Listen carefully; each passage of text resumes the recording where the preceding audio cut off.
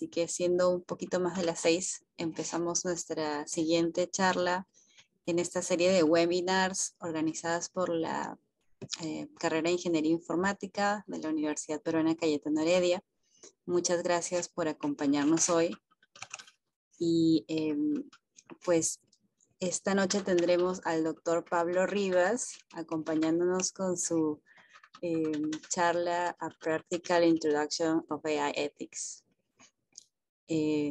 Quiero presentar un poquito a Pablo, lo conozco personalmente porque estoy aquí en Baylor haciendo un postdoc bajo su mentoría. Soy muy agradecida y estoy aprendiendo muchísimo de él, así que es un honor tenerlo aquí en Cayetano.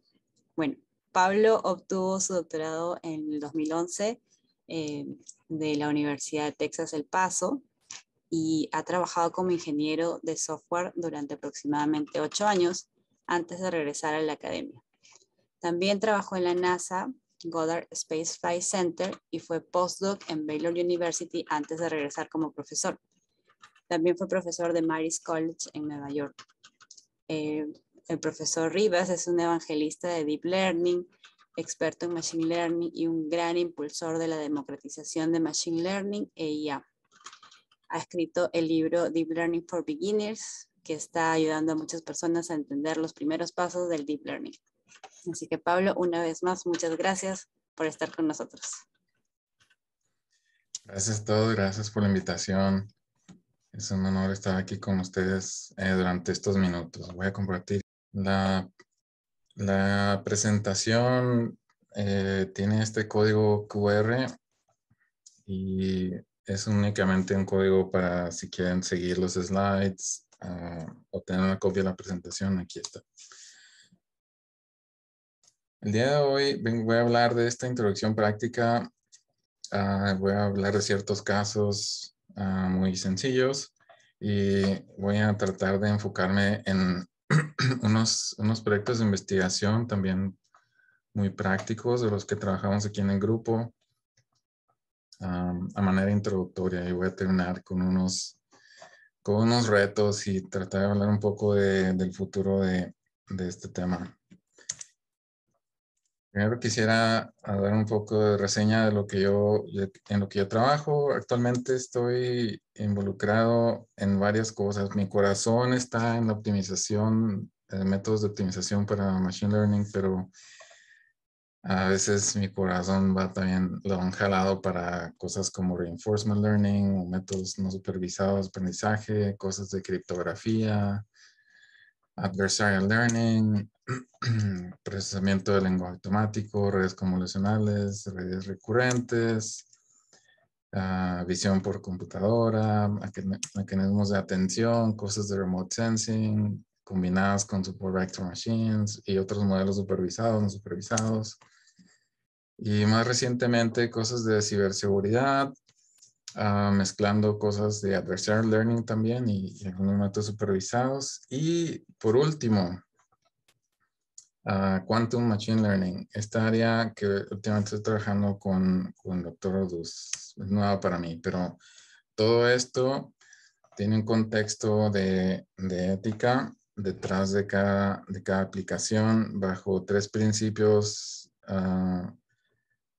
que se conocen como Fairness, Accountability y Transparency.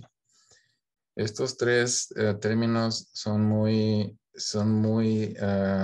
importantes para tener una aplicación que se considere algo seguro para la sociedad, algo que sea también que genere confianza en la sociedad. Entonces, voy a enfocarme más en la cuestión de fairness porque es una de las cosas más prácticas. Pero así de manera general, accountability, esta cuestión de tenernos entre todos un chequeo o de ser también muy intencionales en ver quién va a ser responsable de ciertas cosas en nuestros diseños o modelos es importantísimo. Y la transparencia Es cierto que no vamos a dar a conocer tal vez todos los modelos o cada cosa del modelo por cuestiones de propiedad intelectual, pero la transparencia de cuáles son las implicaciones o los estudios o las pruebas que se le hicieron al modelo y que éstas sean liberadas para que el consumidor o la gente sepa qué es lo que están usando, en qué fue probado. Y este nivel de transparencia es importante. Entonces vamos a hablar más de fairness. Mi equipo de trabajo incluye aquí a la doctora Bejarano, al doctor Gerard Dus y a mis estudiantes de doctorado, Cohen, Ernesto, Lawalde, Tony, Vikram y Mahi. Y dos estudiantes de maestría, Mihan y Nurul. Ya graduamos a Mihan, lo voy a quitar aquí de la diapositiva en unos días más, yo creo. Bien. Muy buen equipo de trabajo. Voy a hacer dar unas cosas aquí que yo doy por sentado, pero quiero que estemos todos en la misma mente, ¿no? Con un mismo sentir. Y es que a veces esto se considera un poco de sentido común, pero más vale aclararlo. En esta plática yo estoy asumiendo que todos sabemos que si hay datos en nuestra base de datos o nuestro trabajo, nuestros parámetros que se nos han dado para operar. Si dentro de esos hay datos o atributos sensibles, creo que es sentido común que los deberíamos quitar si no queremos que el modelo sea influenciado de manera negativa o positiva por estos atributos. Número 2. Sabemos que la mayoría de los modelos de Machine Learning tienen ciertos parámetros que los pueden hacer inestables. Entonces, si sabemos que el algoritmo que estamos usando es inestable, estoy asumiendo que las personas que están trabajando en esto lo saben y van a lidiar con eso y van a tomar cartas en el asunto y arreglarlo de alguna manera. Muy bien, bajo esos dos consideraciones, me gustaría iniciar con que es un tipo de broma. Es chistoso porque es cierto. Hace tiempo cuando yo salí del doctorado, me gradué, esta cuestión de fairness o de ética era algo muy raro. Casi a nadie le importaba mucho. Estábamos tan emocionados con las cuestiones o con los avances en Deep Learning, Machine Learning, de que todas estas cosas funcionaban y podamos reconocer muchas cosas y clasificar y hacer grupos, etcétera, que no mucha gente pensó que se usaría mal o que tendría consecuencias negativas, hasta que de repente, en años recientes, nos dimos cuenta, ay, Dios mío, algo anda yendo muy mal.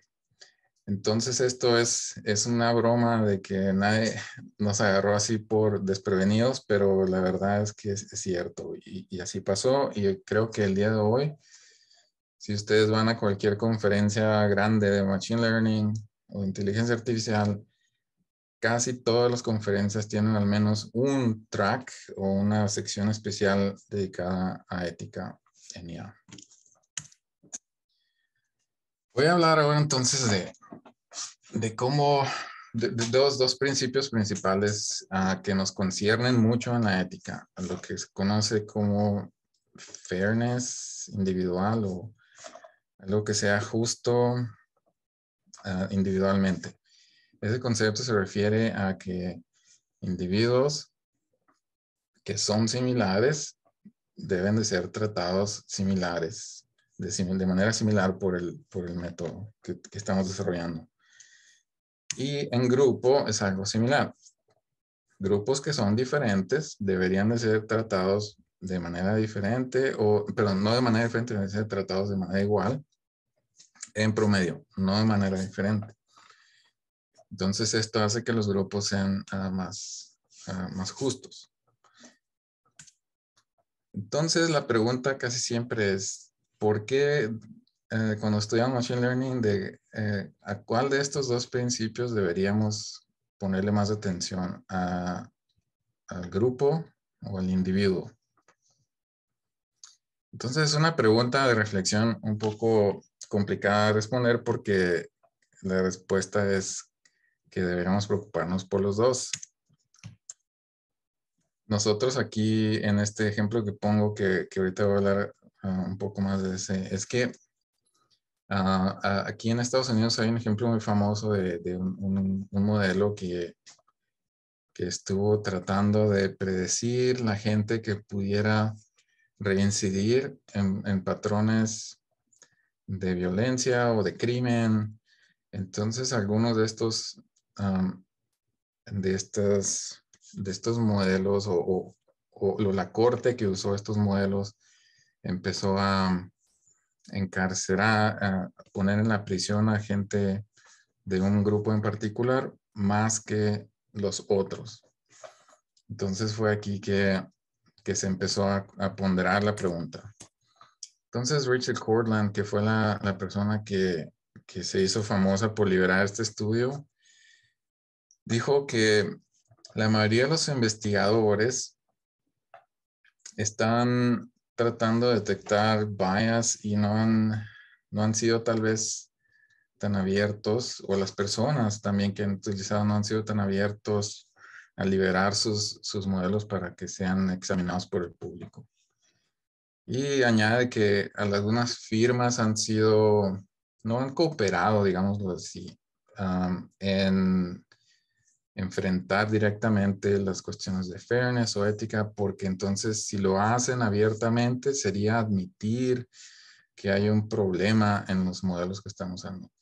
Y eso ha causado que la mayoría de las industrias tal vez se hayan frenado un poco al discutir temas como estos abiertamente. Entonces, como solución, nosotros decimos, vamos a tratar de que nos importen los dos, los grupos y los individuos. Se oye un poco fácil, pero voy a tratar de convencerlos de que sí se puede. Voy a hacer un ejemplo aquí de cómo funciona esto en la realidad, esto de que nos importen las dos cosas al mismo tiempo.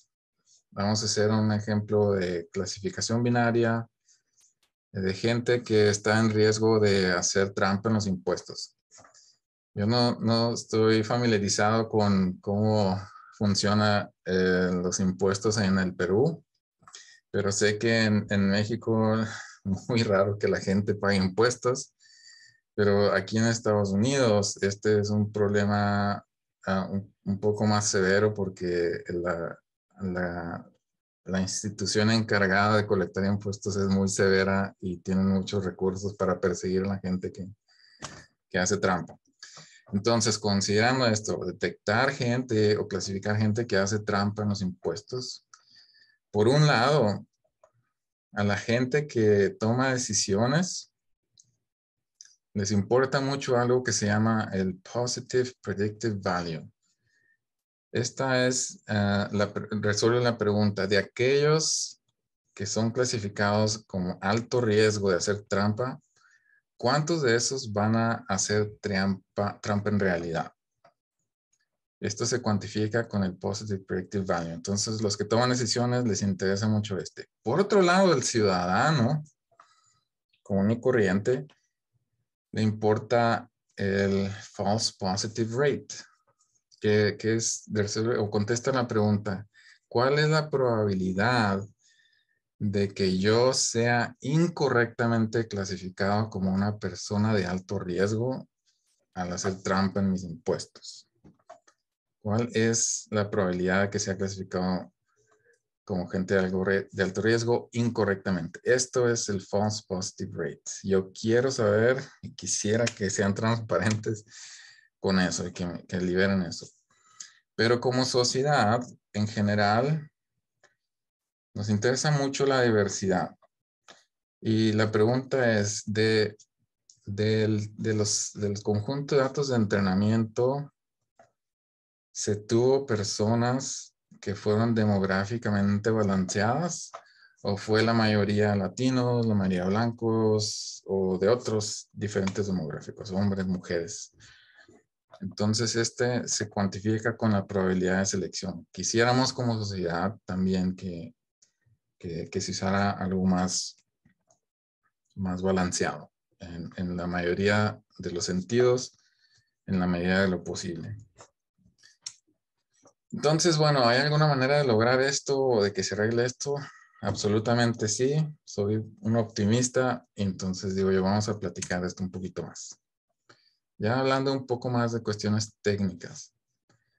La cuestión de la probabilidad de selección, que es algo que le interesa más a la sociedad o que es un problema de diversidad demográfica. Entonces nosotros podemos entrenar un modelo de Machine Learning que directamente o intencionalmente maximice la paridad demográfica. Esta es una manera de medir que el sistema se comporte de manera similar para grupos demográficos diferentes. Entonces, cuando maximizamos esta paridad demográfica, nosotros podemos lograr al menos que tengamos una probabilidad de selección que sea justa entre grupos. En caso de la paridad demográfica, Lydia Liu, que en el momento era una estudiante de doctorado en UC Berkeley, ahorita no sé dónde esté, a lo mejor ya se graduó. Ella escribió un artículo muy padre. Ella decía que tenemos que también tener cuidado de no hacer imposiciones en los sistemas de clasificación, porque a veces no podemos prever, no podemos prever los efectos que tiene el imponer un criterio de fairness. Entonces, que ella ofrece una palabra de cuidado. Sin embargo, dice que si esos modelos están disponibles, deberíamos usarlos. Y es probable que haya otras maneras de poder optimizarlos, más allá de simplemente la paridad demográfica. Entonces esto escucho yo mucho a veces de la gente cuando hablamos de ética y sobre todo de demográficas y cómo queremos una paridad. Entonces el problema ahí es que dicen, bueno, si a final de cuentas el modelo va a ser justo para todos los grupos demográficos, suena muy bonita la idea, pero sabemos que en la práctica es casi imposible que esto sea logrado al 100%. Entonces, como no lo podemos lograr al 100%, hay mucha gente que dice, bueno, entonces no lo vamos a hacer. Si no es justo para todos, entonces no lo hacemos. Entonces mi respuesta siempre ha sido, ¿y qué tiene? Si no, nomás porque no funciona al 100%, no lo vamos a usar. Y creo que es el punto que comentaba Lidia en este artículo, de que si el modelo está disponible, aunque sí haya algunos riesgos, es mejor que lo que tenemos ahorita, que es en realidad no existe la paridad demográfica en la mayoría de los sistemas, a menos que uno lo ponga directamente. Bien, sigamos en el siguiente punto. El Positive Predictive Value y el Negative Predictive Value, que es casi opuestos, es un criterio que comentábamos anteriormente que logra generar fairness en grupos para los cuales queremos tener un Positive Predictive Value o un Negative Predictive Value que sean así casi iguales. Alexandra Klaudekova, que fue la que inicialmente contribuyó a esto, lo puso de manera muy simple. Entrenamos un modelo de Machine Learning y simplemente tratemos de optimizar o maximizar la paridad predictiva. Y esto es que para individuos o para grupos que también se prediga de manera igual, pero no solamente lo positivo, sino también lo negativo, que este fue uno de los casos más contundentes. Es decir, si el sistema o el modelo de Machine Learning se debe comportar igualmente bien para todos, pero también igualmente mal para todos. No es justo que se comporte mal para un grupo comparado con otro. es ahí donde esta cuestión del encarcelamiento de gente fue algo muy crítico, porque está desempeñándose de manera mal para ciertos grupos. Sí funcionaba bien en general, de manera positiva, pero en el caso del negative predictive value estaba muy disparado. No había una paridad predictiva. Entonces, Alejandra Klaudekova decía en esta investigación que la paridad predictiva es una que cuantifica el positive predicted value de un clasificador en todos los grupos, pero admite que la paridad demográfica no es 100% igual, desafortunadamente. Pero dado que la paridad demográfica pudiera fallar, simplemente satisfacer en la paridad predictiva pudiera resultar en algo mejor, pero también en un poquito de imbalance. Pero también es mejor que no tener nada o que no tener ni siquiera paridad demográfica. Uno de los puntos que comentaba ella. El tercer punto que podemos lograr, ya es un poco más directo, más numérico, allá metiéndonos más a fondo al modelo en sí. Es el false positive rate, que es algo que quisiéramos que independientemente del grupo al que pertenecen los datos, que el sistema haga los errores en la misma proporción de manera balanceada. Esto está conectado con los otros dos que mencioné anteriormente y se mide muy simple porque es algo que podemos cuantificar directamente durante el entrenamiento. Podemos calcular cuál es el balance error rate para diferentes grupos. Inclusive se puede crear una función objetivo, una función de pérdida, una loss function muy específica que esté optimizando específicamente este tipo de métrica. En este sentido, Friedler dijo que no solamente deberíamos nosotros de tratar de lograr valores positivos predictivos en todos los grupos, pero también deberíamos de lograr cuantificar las probabilidades de que los errores en los diferentes grupos sean igual. Entonces ella daba unos tips muy importantes que aquí los escribí, que decía, en general nosotros podemos pensar en fairness en términos de los grupos y que esos grupos estén condicionados a sus error rates. Pero una vez que ya logramos esto, deberíamos ser consistentes en considerar cómo vamos a seguir ahí, cómo vamos no solamente a implementar estas cosas, pero cómo vamos a corregirlas en el futuro de manera prescriptiva. Entonces, ella sugiere que enfaticemos o eduquemos a la gente en los requerimientos de procesamiento y que evitemos proliferación de medidas o de métricas, que este es un gran problema. El otro día escuché una plática de un maestro que tenía creo que la plática se llamaba 50 métricas de ética o de fairness, algo así se llamaba. Y es que hay un montón, de repente como esto se volvió un problema, ahora todo el mundo sacaba sus métricas de fairness o de ética. Entonces esto crea un problema ahora porque nadie va a saber cuál es la correcta. Y ahora se van a tener que hacer estudios de cuáles de todas estas significan lo mismo o cuáles son subgrupos de otras o cuáles contienen a otras. Entonces va a alentar un poco el proceso. Entonces tratemos o el consejo es tratar de generar más métricas si ya hay métricas que contienen lo que queremos medir.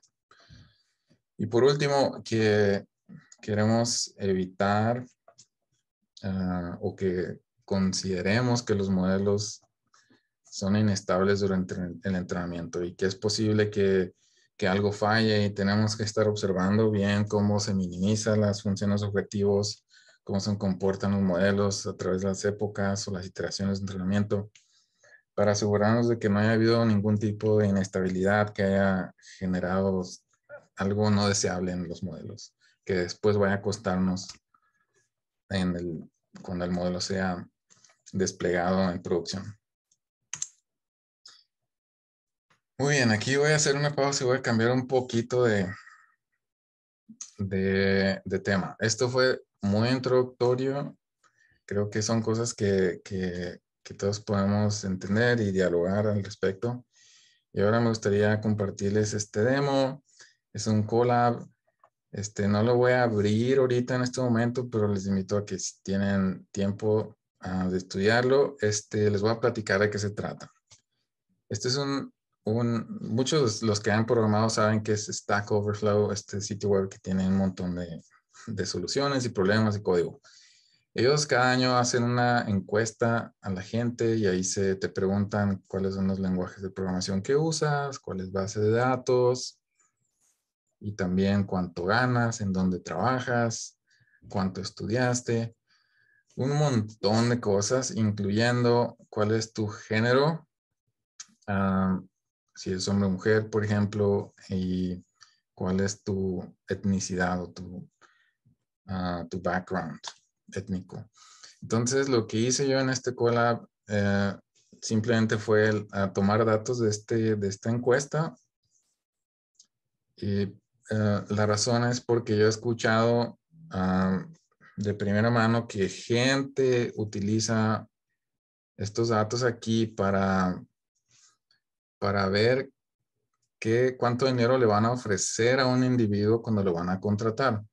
Entonces, por ejemplo, si yo tengo 15 años de experiencia programando y tengo una maestría y sé 5 lenguajes de programación, ¿cuánto me deberían de ofrecer para trabajar como desarrollador?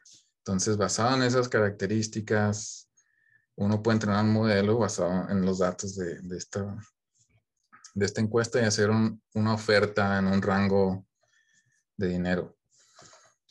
El problema entonces que yo veo con esto, y es lo que estoy mostrando en el collab, es que si lo entrena uno así directamente, simplemente para dos personas con el mismo background y el sexo es lo único que cambia de hombre a mujer, si el salario inicial era 60,000, nomás cambiándole el sexo, el salario se duplica como a 120 y tantos. Entonces, este es el collab. Les invito a que se quiten de dudas, háganlo ustedes con mucho gusto para que vean un poco de lo que me refiero, de qué tan frágiles son los modelos en ciertos atributos como esos. Muy bien, vamos a hablar un poco más de cuestión de ética, un poco más filosófica, digámoslo así, y luego vamos a volver a la práctica. En el desarrollo de ética, hubo cierto tipo de movimiento que se generó desde el 2010 en el que nosotros nos encargamos más o nos preocupábamos más porque las cosas funcionaran en datos grandes. Entonces aquí empezamos con cuestiones de reconocimiento facial. Facebook empezó a sacar features así, un feature, una cosa ahí que te tagueaba automáticamente en las fotos. Entonces eso hablaba de un reconocimiento facial a nivel masivo. En Facebook había otras cosas más adelante en las que se empezó a notar que había cierto bias en los modelos que predecían si una persona era digna de crédito en una institución bancaria o financiera. Entonces esto generó un poco de emociones negativas, igual que el saber que alguna compañía poseía las características faciales de todos los individuos dentro de la red. Y también hubo un momento en el que hubo gente que se declaró un ético o una persona que practicaba la ética y ya esto fue algo nuevo Yo no me incluía en este grupo hasta mucho más, un par de años más tarde, cuando ya por fin me convencieron de que sí era, sí era algo real. Entonces, aquí se empezaron a sacar términos como algorithmic fairness, machine learning fairness y otros así parecidos. Y finalmente ya para los últimos 3 o 4 años, ya todas las conferencias tienen estos como parte importante de sus programas. Entonces voy a hablarles ya de lo que estamos trabajando en mi grupo. Estoy seguro que han visto tal vez, quisiera decir que estoy seguro, pero si ustedes están en la inteligencia artificial, a lo mejor vieron esta que se llaman los parches adversarios. La idea de que hay una banana aquí en la imagen y la banana es clasificada como banana correctamente hasta que y un tostador aquí también aparece. Entonces, con alta probabilidad, la banana es banana y el tostador más o menos. Pero si le metemos un parche adversario, completamente se olvida la banana con muy poca probabilidad y es marca esto como un tostador con alta probabilidad. No solamente confunde al sistema, sino que genera que ignore por completo otras cosas. Esto es un poco entonces de lo que el grupo estaba haciendo. Inclusive sacamos una camiseta que se llama Adversarial Patch para que si andas en el aeropuerto y quieres un poco de privacidad y no te reconozca como persona, pues te la pones y ya vas a ser detectado como un tostador. La hice de broma en la camiseta y creo que sí la compró un estudiante acá. Fue una broma, no la compré. Entonces, mi estudiante Kuhn ha estado trabajando un poco en cuál es el efecto de condicionar un modelo de Machine Learning a que sea justo y que sea robusto también a ataques adversarios al mismo tiempo. Voy a brincarme un poco aquí a los resultados, porque lo que él dijo, o su conclusión es que los modelos, cuando son entrenados de manera adversaria, es decir, que estos parchecitos funcionan, cuando el modelo es entrenado de manera adversaria, los convierte en modelos totalmente injustos, destruye por completo ese balance que había entre clases o grupos de manera drástica.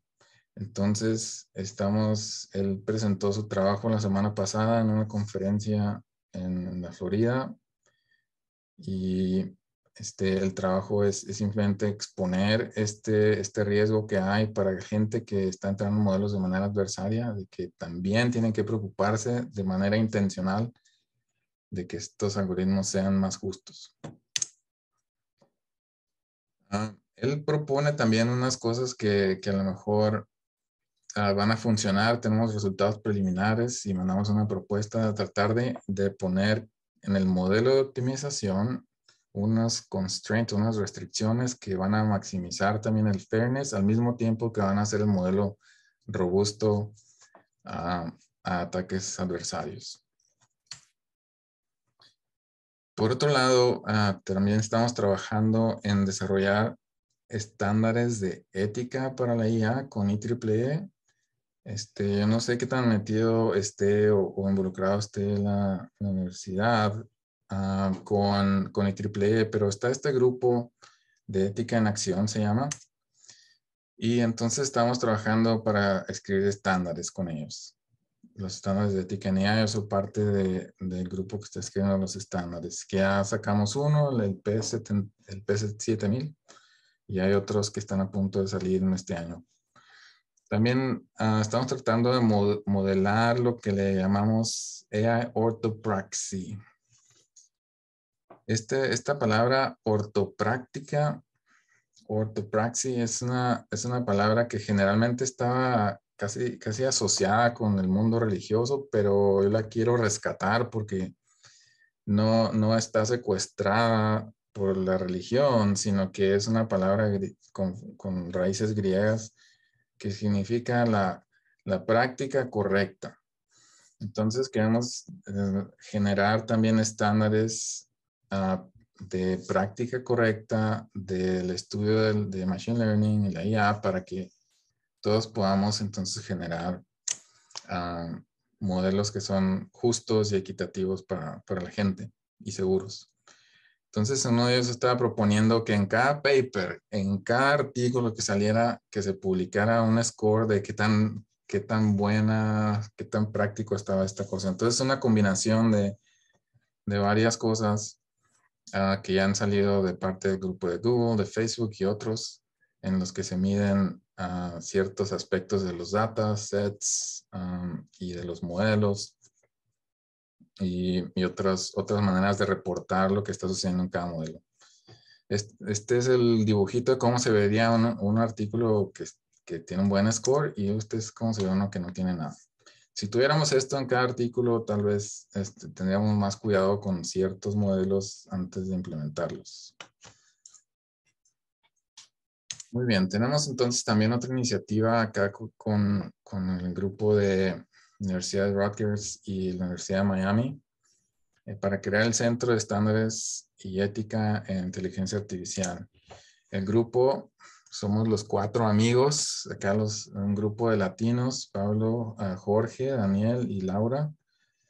Nosotros nos pusimos de acuerdo para hacer investigación en esto, en nuestras instituciones y formar un centro de estándares y ética, de tal manera que podamos ayudar a la industria a encontrar las mejores prácticas, las mejores maneras de practicar la inteligencia artificial y testear modelos, a seguir ciertos parámetros en los reportes para ser transparentes y cómo podemos lograr también la justicia, la equidad en los modelos y documentarla de manera que sea aceptable para la gente que lo va a usar.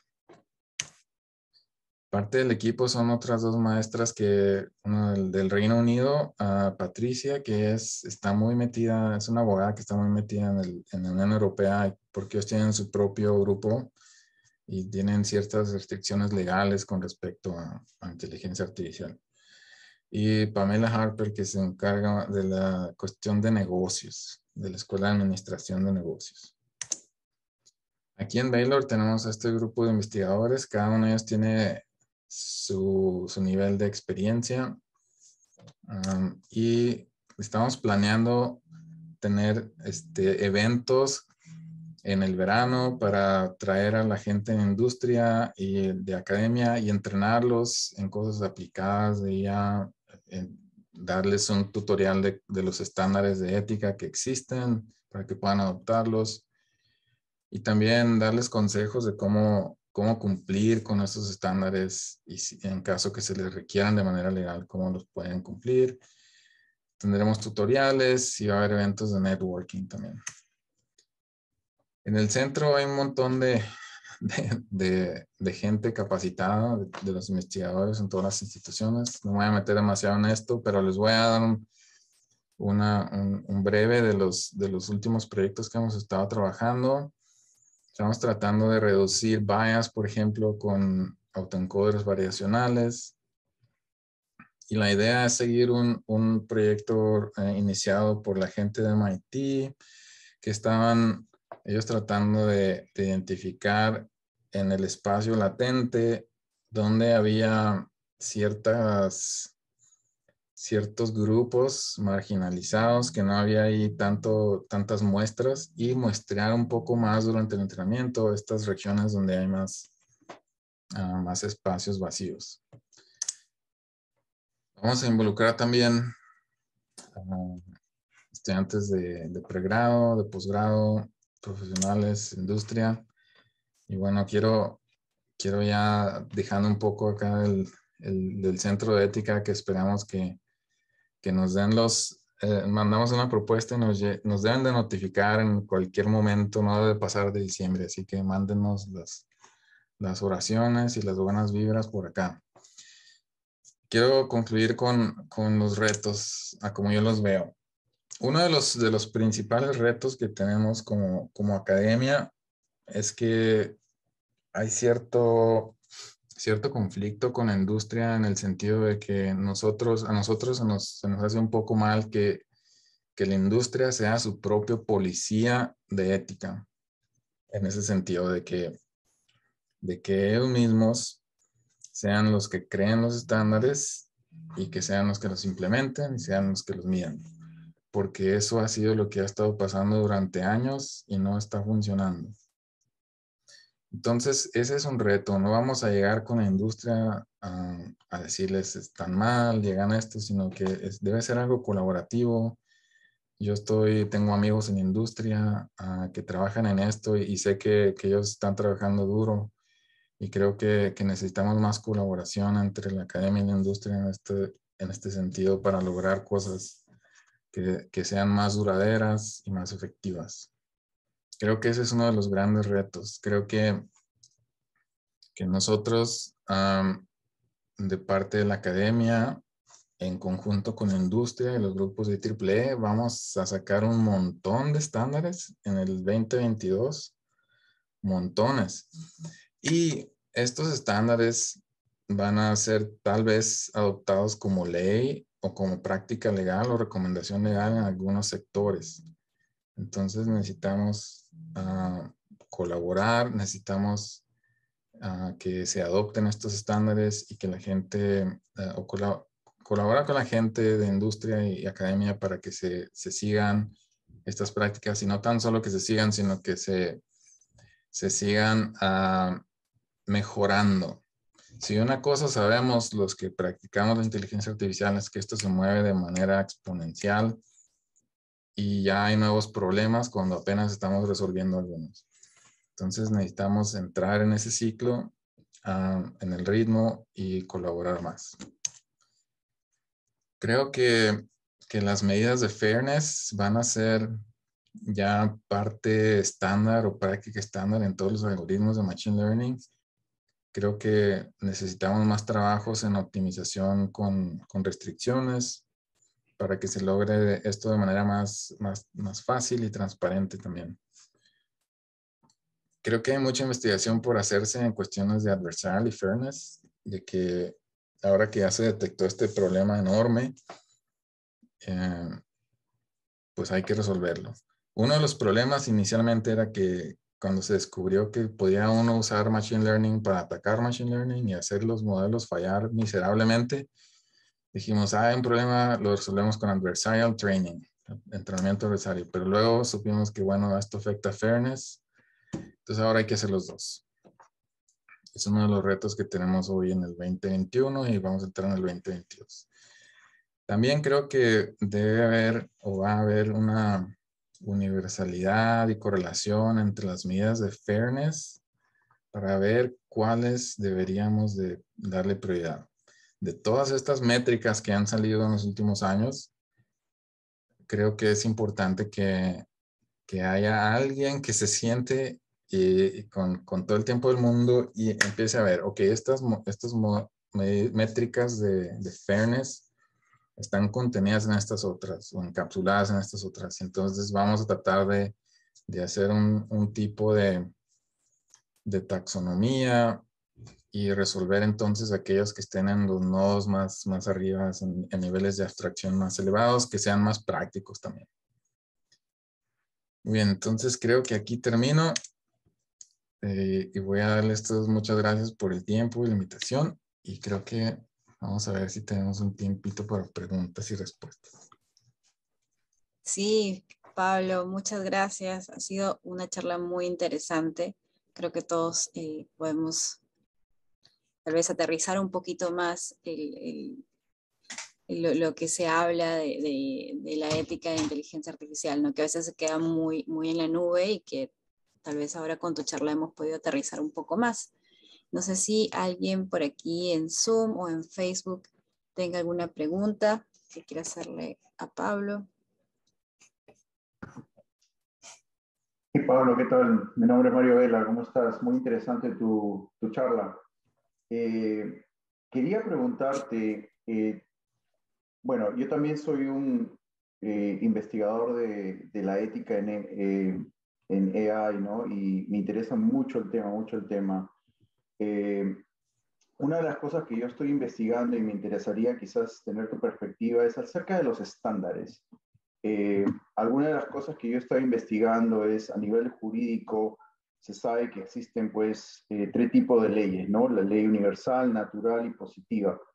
Entonces, yo estaba pensando, una de las cosas que estoy viendo es adaptar ese patrón, ese framework para poder también llevar la ética a Artificial Intelligence con una visión un poquito más de estándares absolutos, no relativos, como tú estás, el peligro de caer en ese relativismo es la industria crea sus propias normas y bueno, pues obviamente hay unos intereses de por medio, pero el descubrir esos parámetros absolutos, esos estándares morales y éticos que tienen que servir para definir la ética en AI, ¿cómo lo están abordando ustedes? De un plano metafísico quizás?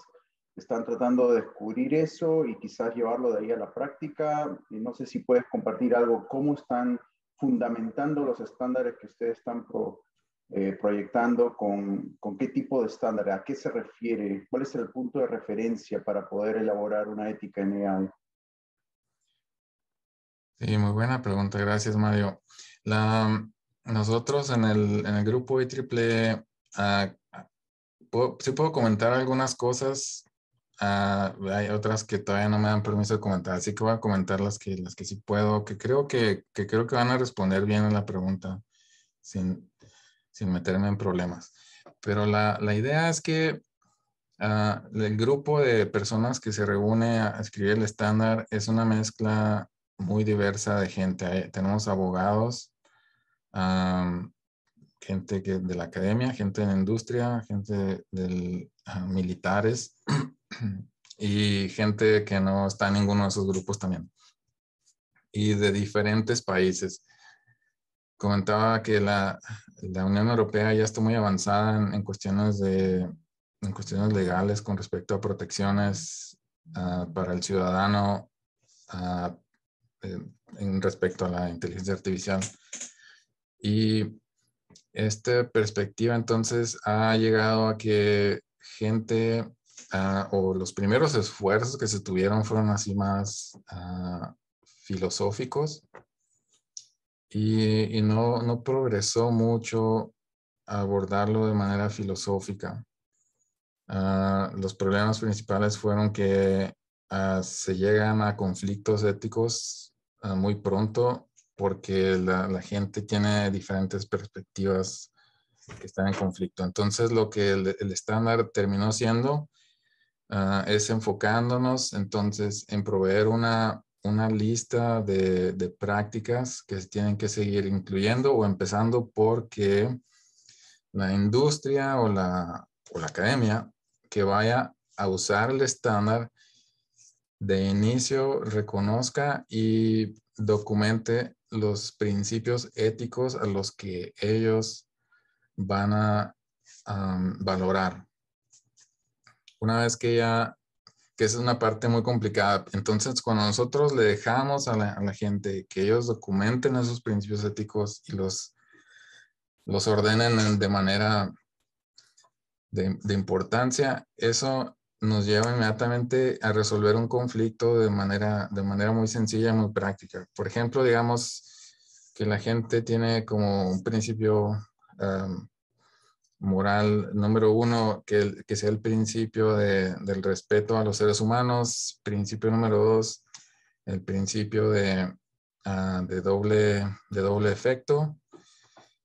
Entonces, si de alguna manera surgió una situación y hay un conflicto entre el principio de doble efecto y el principio de respeto a los seres humanos, el conflicto se resuelve dado que ya se ranqueó o se ordenó por orden de importancia los principios. Entonces ahí se resuelve directo y nosotros en los estándares no tuvimos que imponer ciertos principios. Por otro lado, en los estándares nosotros admitimos que cuando los diseñamos, nosotros tenemos nuestro propio enfoque y nosotros al momento de crearlos, los creamos con ciertos principios. Entonces también nosotros documentamos los principios como grupo, que fueron importantes para nosotros. Entonces ya de ahí sugerimos otras cosas mucho más prácticas. Ya cuando resolvemos un poco esto de los principios universales, que en realidad no son universales, que es el problema, y son para comunidades, países o sociedades, estos varían mucho. Entonces era importante que, que la sociedad o la comunidad que va a adoptar el estándar documente esos principios y que sea algo transparente para la gente que los va a usar. Y eso es lo que está funcionando bien hasta ahorita, y los estándares que vienen van a tener un poco más de detalles en todo eso. Y creo que sí se requiere mucha gente como Mario Vela que se interese en esto de diferentes perspectivas legales, y sí creo que es absolutamente fundamental que no sea nomás el académico o el de la industria tratando de escribir estándares. Bueno, ya me alargué un poquito. Gracias por la pregunta, Mario. Gracias por la respuesta, Pablo.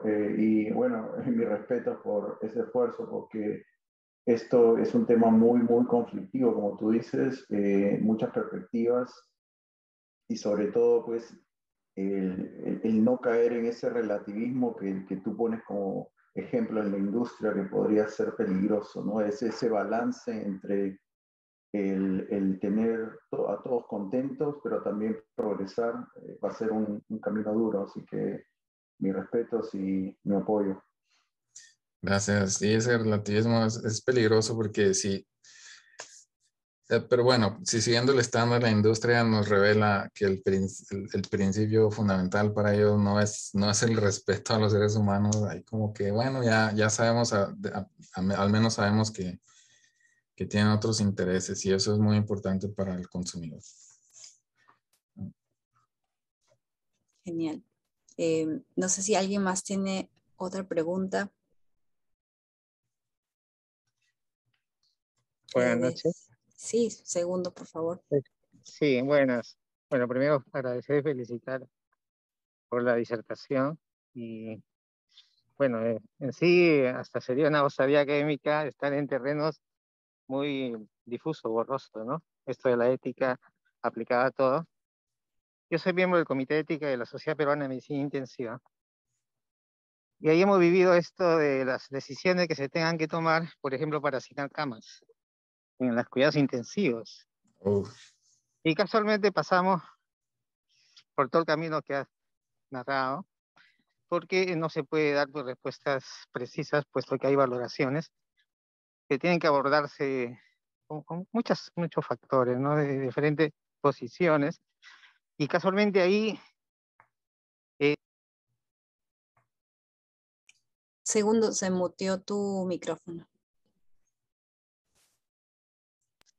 la primera conclusión que llegamos es que no se establecer estándares, ¿no? Entonces, entonces, lo de ética, pues que nuestro trabajo como médicos parecido al este es que trabajamos con procesos abductivos, ¿no? Para tomar decisiones, ¿no? Con abducciones. Y cuando abordamos problemas éticos, abordamos con deducciones, porque pensamos, ¿no? De principios generales, y para llegar ante un hecho, un resultado, pero en medicina, bien una regla, un resultado, vamos al hecho. Así que llegamos a la conclusión que podríamos establecer lineamientos, ¿no? Lineamientos que nos puedan aproximar a tomar decisiones, donde usualmente se generan dos o más opciones, pues, ¿no? Porque es imposible tener una sola respuesta a esto de asignar prioridades, determinar quiénes se salvarían, etc. Bueno, y ahí, bueno, como yo estoy en la escuela de ingeniería, entonces decía, bueno, ¿cómo poder relacionar, por ejemplo, en los algoritmos que se deben para tomar decisiones realmente son abducciones, pero relacionar con un sistema lógico deductivo, netamente deductivo, que son los, cuando se abordan los problemas éticos, ¿no? Y más aún si lo que sí hacemos en medicina, pues es todo un proceso deliberativo, donde son grupos de personas que deben tomar decisiones, ya no uno solo. Y trabajamos con aproximaciones, y ahí quería preguntar si tienen experiencia en el uso de algún sistema lógico que trabaja con aproximaciones, que es la lógica borrosa, ¿no? que nos podría ir resolviendo algo de esto, porque sí, llegamos a la conclusión que tenemos que tener sistemas para hacer mejores deliberaciones, y pues los sistemas que incluso no permiten cargarlo cada caso de las subjetividades son estos sistemas construidos, pues, ¿no? Complejos, con valoraciones que incluso pueden darse pues ahora con este sistema de procesamiento de datos. Y realmente la hipótesis que manejamos es que si nosotros logramos y hacer toda esta construcción lógica de estos sistemas para tomar decisiones basadas en lógica borrosa, de repente tenemos menos errores, ¿no? Claro, depende de las reglas que pongamos, por supuesto, pero por lo menos como mecanismo. ¿Tienen ustedes alguna experiencia del uso de la lógica borrosa en estos sistemas? Me encanta la lógica borrosa. Acá en mi, bueno, siendo completamente honesto, segundo con usted, tengo años que no la uso de manera personal, pero sí tengo estudiantes que la usan. Entonces, pero sí, desde que estuve en posgrado me llama mucho la atención. He trabajado con esos sistemas. Creo que ahorita, no sé por qué han caído un poco de moda en el mundo de nosotros acá en Machine Learning. Pero creo que si quisiera profetizar, digámoslo así, de que creo que va a regresar un poco a las conferencias grandes de inteligencia artificial en conjunto con otros modelos.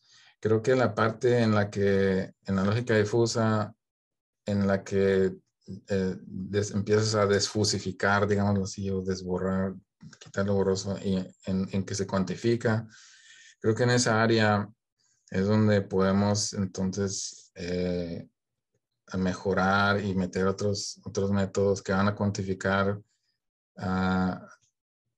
más objetivamente cuestiones de fairness o de bias, y que pudiéramos meterlas ahí para reforzar los datos o los parámetros en los diferentes niveles en los que sea en el modelo difuso, conforme va llegando cerca a la salida del modelo. Pero en el grupo de IEEE yo no he visto, desafortunadamente, si soy honesto contigo, no he visto un caso explícito donde se esté tratando esto todavía. Lo he visto nomás fuera del grupo, pero generalmente en el grupo traemos casos y los documentamos y los ponemos como parte de la documentación en los estándares, pero no me ha tocado traer uno de esos. Tal vez debería yo entonces traer uno. Sería una buena contribución ahí. Pero sí, desafortunadamente yo creo que sí necesitamos hacer eso segundo. Buen punto. Gracias, gracias. Ok, gracias por sus preguntas. No sé si hay alguna última pregunta para ir cerrando también.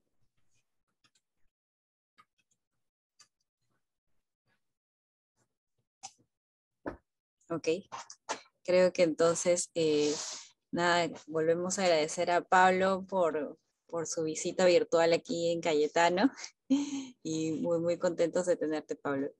Gracias. Un placer, muchas gracias por la invitación. Chao, chao. Nos vemos en el próximo webinar de la Universidad Cayetano a través de la página de la carrera de Ingeniería Informática. Adiós, gracias.